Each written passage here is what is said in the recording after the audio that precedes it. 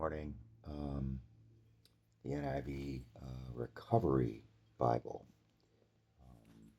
Not even getting in there yet, still doing some introductory stuff. So, um, Working Together, the Bible and the 12 Steps by J. Keith Miller. The 12 steps have been used to deal with addictions to alcohol, food, recreational and prescription drugs, sex, gambling, and spending, and addictions to different kinds of unhealthy relationships that people form to try to alleviate and erase their pain. Separate movements have been established to deal with each of these addictions. The simple yet profoundly powerful spiritual model that is hidden within the 12 steps has caused these groups collectively to become perhaps the fastest growing spiritual movement in America today. I believe this growth is occurring because the 12 steps bring biblical principles of faith to bear on the pain of contemporary people in a way that leads sufferers into a close living relationship with God and frees them to live a meaningful life seeking God's will. My experience in 12-step groups has convinced me that God has provided a way of spiritual healing and growth that may well be the most important spiritual model of any age for contemporary Christians. I have found more self-worth in God, more serenity than I have ever known, and a way to deal specifically with the personal problems that have kept me anxious and afraid all my life. I sense that there are many other Christians who know their lives and relationships are in trouble but don't know how to change. Ordinary people. The people who God uses to teach a new spiritual way often are not recognized religious leaders, but those who appear to be ordinary men and women, carpenters like Jesus, tent makers like Paul, or teachers of rhetoric like Augustine. Their methods have the smell of earth and the sights and sounds of real life about them. The founders of Alcoholics Anonymous, who developed the 12 steps of AA, were such a group. They were experiencing the pain of an apparently incurable spiritual and emotional illness, alcohol addiction, that was destroying their minds, their bodies, and their ability to make a contribution to society. Their disease, in quotes, had driven God out of their lives. They and their compulsions had replaced him as the center of their motivations and relationships. Medical science and even the church had virtually given up trying to treat these lost people. The hunger for healing. Then, in the experience of their own powerlessness, admitting the bankruptcy of their self-centeredness and the insanity of their self-destructive addictive behavior, these spiritually crippled men and women turn to God and each other as their only hope. As they turn their lives and their wills over to God, they rediscovered some amazing secrets that many parts of the church had lost along the way. They developed a hunger for healing and a hunger for God. They discovered a more simple way to live, trying to find and do God's will amid the noise and shattering vibrations of contemporary life.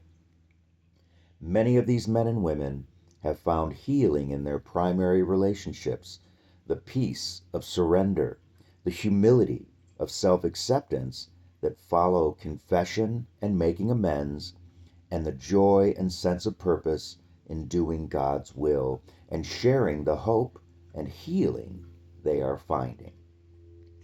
God, as we understand him. The freedom to choose one's view of God is sometimes frightening to institution-oriented Christians, but it is only a raw expression of the freedom all Christian denominations faced at their inception. The striking thing about the 12-step Pilgrims movement, through the program is that after a few months or years, the personality of God that comes into focus is so often that revealed through the life, death, and resurrection of Jesus of Nazareth. And I'm assuming that that is an American experience or in any of the parts of the world where Christianity is the predominant cultural religious practice. But AA and the steps of AA that have been morphed in all the other programs are wrapping around and have wrapped around the globe and have permeated into all cultures. So, these statements are typically North American centric. Anyways, less commentary, more reading. Forgive me. Our own faith is unashamed. Oh, wait.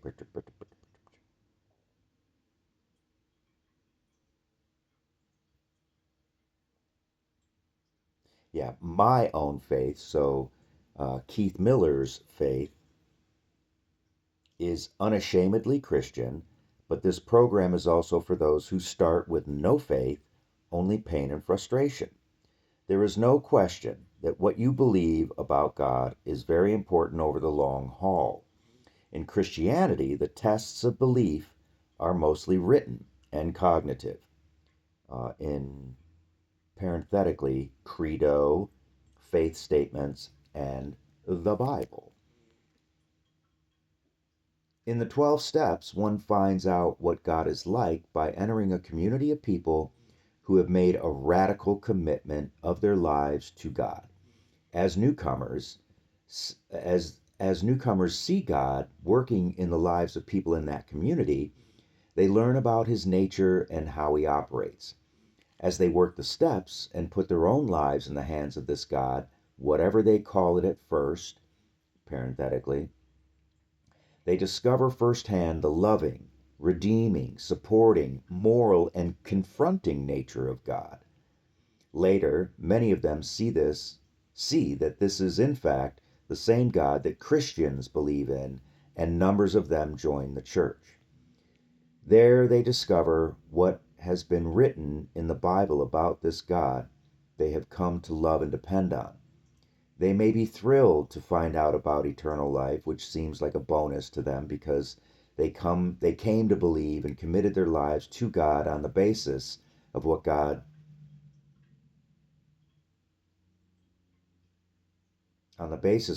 God does in the here and now world of sin and addiction. It is interesting to note that this getting to know the living God through the community of believers instead of through an acceptance of the authoritative New Testament was the experience of the early church for over 300 years because the New Testament wasn't completely put together and accepted by the church until AD 393 at the Nicene Creed. Jesus and the higher power, the experience of the 12 steps, like that of the Christian church, is based on the assumption that God is in fact real, in quotes, alive, and capable of revealing himself as he truly is through a personal relationship with people in a community of faith. As a Christian, I am very grateful that I have both the Christian church with its Bible and liturgy and the 12 steps as aids to authentic spiritual growth. For me, having studied, and for me, meaning Keith Miller, having studied the Bible for years, there is no question that the higher power of the 12 steps is the same God revealed in the life, death, and resurrection of Jesus Christ. I invite any hurting person to taste the healing, growing experience that is this way of surrendering ourselves to a higher power. To us Christians, the God of Jesus Christ. Here I have found a way to follow Christ that is leading me beyond myself into trying to do the will of God in this world. Yes. And, you know, I got a couple of minutes, so I'll fill it up with my journey so far.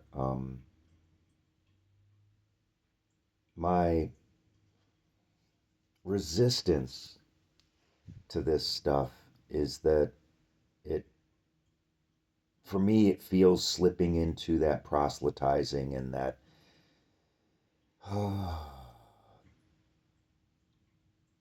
missionary work, that need to prove the rightness and um, the onlyness, the exclusivity of the Christian faith to saving souls, and the only way to get to heaven, and all that stuff that I just don't agree with.